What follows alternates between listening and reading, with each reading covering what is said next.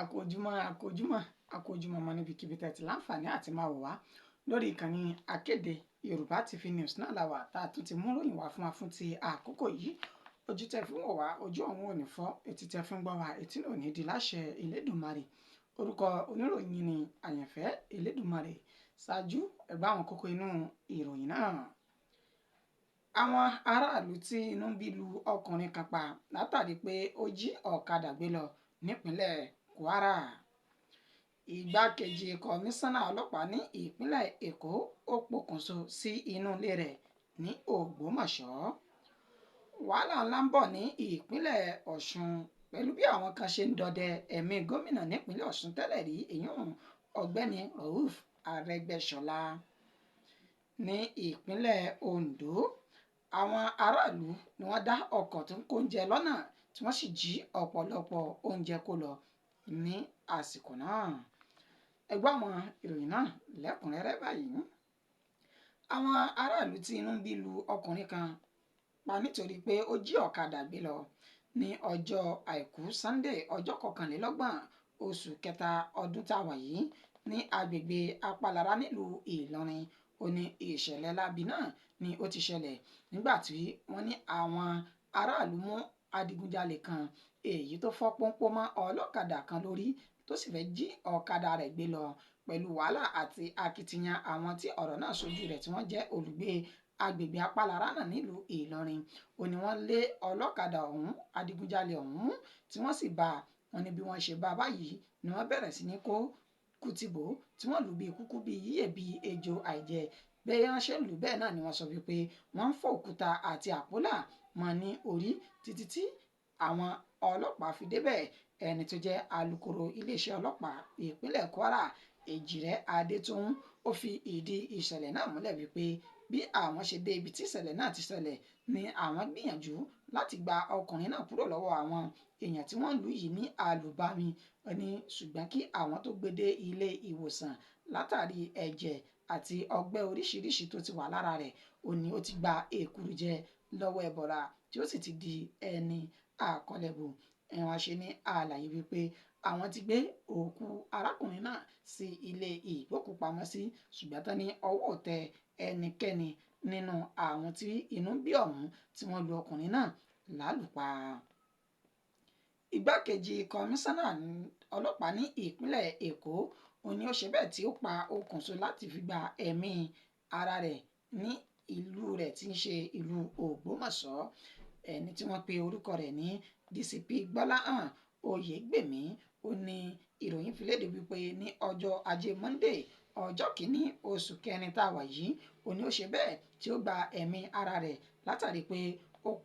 ó pokùnso ní inú ilé rẹ̀ ní agbègbè wọ́n ṣe ní agbègbè Petro Academy Federal Locus Housing Estate ní ìlú Ògbómọ̀ṣọ́. Ẹni tó jẹ́ ọ̀rẹ́ tímọ́tímọ́ olóògbé ọ̀hún ó ní ó ṣe ní àlàyé wípé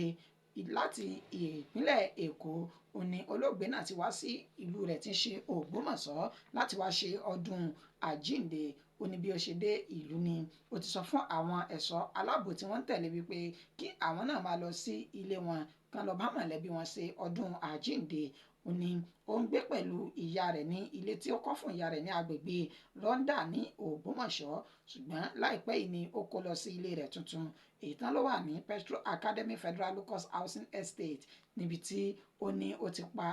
ó pokùnso sí tí àwọn kò sì lè sọ pàtó ohun tó fà á ṣùgbọ́n nígbà tí àwọn èèyàn ó jí ni wọ́n bá òkú rẹ̀ tó rọ̀ dìròdìrò ní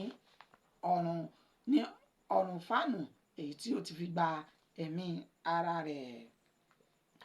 Wàhálà ńlá ń bọ̀ ní ìpínlẹ̀ Ọ̀ṣun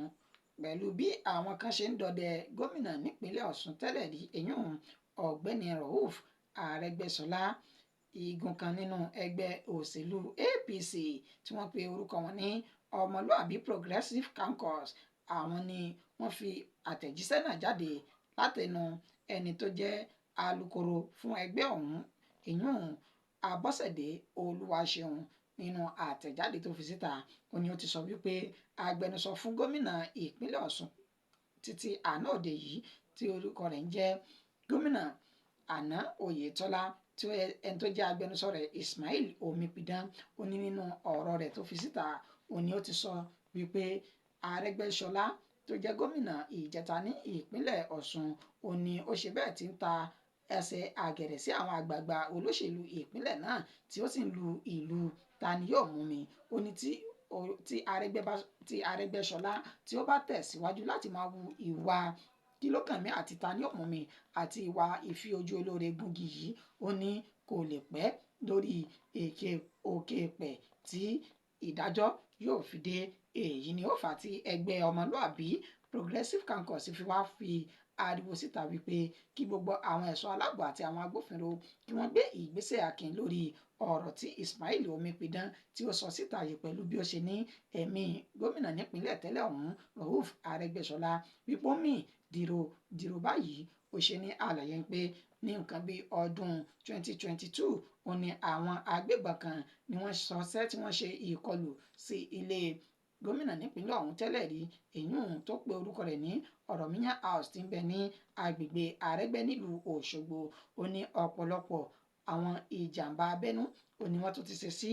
gómìnà náà nípínlẹ̀ Ọ̀ṣun tẹ́lẹ̀ yín Rauf Aregbesola tó ṣe wípé orí ẹyẹ ó ní kò pa ẹyẹ ní ọ̀rọ̀ náà ó wá rawọ́ ẹ̀bẹ̀ sí àwọn ẹ̀ṣọ́ aláàbò àti àwọn agbófinró wípé ọ̀rọ̀ tí Ismail Omipidan agbẹnusọ fún gómìnà ìpínlẹ̀ Ọ̀ṣun tẹ́lẹ̀ rí ní Oyètọ́lá wípé ọ̀rọ̀ tó sọ yìí kí wọ́n má jẹ́ kí ó lọ bẹ́ẹ̀ nínú àtẹ̀jáde tí Ismail Omipidan fi èsì sí ẹ̀sùn tí wọ́n fi kàn án ó ṣe ní àlàyé wípé òun kò ní nǹkan kan láburú lọ́kàn sí Aregbesola bí kì í ṣe wípé ẹni tó gbé ọ̀rọ̀ náà jáde ó ní orí rẹ̀ kò pé dáadáa tí kò sì lè da inú rò ó ní bó ni òun ṣe lórí láyà tí ẹnìkan wá jáde wípé ẹni tó ti ṣe gómìnà rí tẹ́lẹ̀ tó ti ṣe mínísítà rí ní orílẹ̀-èdè Nàìjíríà òun ni àwọn yóò mú balẹ̀ tí àwọn fẹ́ ṣe ní ọ̀sẹ̀ onítàní kò mọ̀ pé ọ̀rọ̀ rírùn tí kò ní ọgbọ́n nínú òun ni àwọn èèyàn fi síta wàyí o ìjà náà ó ti bẹ̀rẹ̀ láàrin àwọn ẹgbẹ́ ọmọlúàbí Progressive Caucus àti àwọn tán jẹ́ alátìlẹyìn gómìnà ìpínlẹ̀ Ọ̀ṣun tẹ́lẹ̀ rí èèyàn Oyètọ́lá tí àwọn méjèèjì sì ti ń fi pẹ́rẹ́gì tí wọ́n ti gbé kaná báyìí lórí bí awuyewuye ó ṣe ń lọ láàrin àwọn méjèèjì. Ní ìpínlẹ̀ Ondo àwọn ará ìlú kan ni wọ́n dá ọkọ̀ dúró lójú ọ̀nà ọkọ̀ tí ń kó oúnjẹ láti ìpínlẹ̀ Ondo lọ sí Àkúrẹ́ tí wọ́n sì gbé ọ̀pọ̀lọpọ̀ oúnjẹ sálọ ní àsìkò náà. Àwọn tí ọ̀rọ̀ náà ṣojú wọn náà ni ọkọ̀ bọ́ọ̀sì tí ó kó oúnjẹ tó wà nínú páálí èyí tí àwòrán ààrẹ orílẹ̀-èdè Nàìjíríà wà ní ara rẹ̀ yún ààrẹ Bọ́lá Ahmed Tinubu tí wọ́n ní ọkọ̀ náà ó ní ó yọnu tí ó sì dúró ní ẹ̀bá ọ̀nà láti ṣe àtúnṣe sí tí ó fa ọkọ̀ ọ̀hún tó fi yọnu. Wọ́n ní àsìkò yìí ó ní àwọn ọlọ́kadà kan tí wọ́n yàdé tí wọ́n sì já ilẹ̀kùn ibi tí ó kó àwọn oúnjẹ náà sí. Iléeṣẹ́ ọlọ́pàá ní ìpínlẹ̀ Ondo lábẹ́ ẹni tó jẹ́ agbẹnusọ fún iléeṣẹ́ náà èyún lábẹ́ alukoro wọn èyún Ọdúnlámì Fúnmiláyọ̀ ó ṣe ní àlàyé wípé àwọn kò rí ẹnikẹ́ni mú bẹ́ẹ̀ ni àwọn kò lè sọ pàtó iye oúnjẹ tí àwọn ènìyàn yìí jí àti pé àwọn kò lè sọ ohun tí ó wà nínú páálí oúnjẹ náà tí àwọn ọlọ́kadà náà tí wọ́n jí gbé lọ ó ní ṣùgbọ́n ìwádìí tó péye ó ti ń lọ lórí ìṣẹ̀lẹ̀ náà tí àwọn yóò sì fi ojú àwọn oníṣẹ́ láabi náà sí gbangba wálíà. Ìròyìn wa kò jù báyìí lọ fún ti àkókò yìí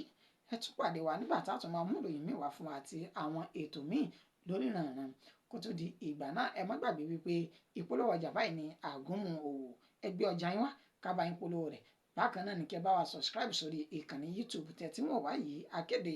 Yorùbá TV kí ẹ sì bá wa share rẹ̀ káàkiri kí àwọn èèyàn kí wọ́n lè máa fún ojú wọn lóúnjẹ láti máa gbọ́ ìròyìn àjààbalẹ̀ àti àwọn ètò onírànràn lórí bí ó bá ṣe ń lọ nílẹ̀ káàárọ̀ oòjíire títí di àkókò tí ìmọ̀ mú ìròyìn míì wá fún wa àti ètò míì orúkọ tèmi kò yí padà àyànfẹ́ Elédùmarè yín náà ni òní àsànwàsówó àsànwàsọmọ àtàìkú tí ń ṣe baálé ọ̀rọ̀ ó dàbọ̀.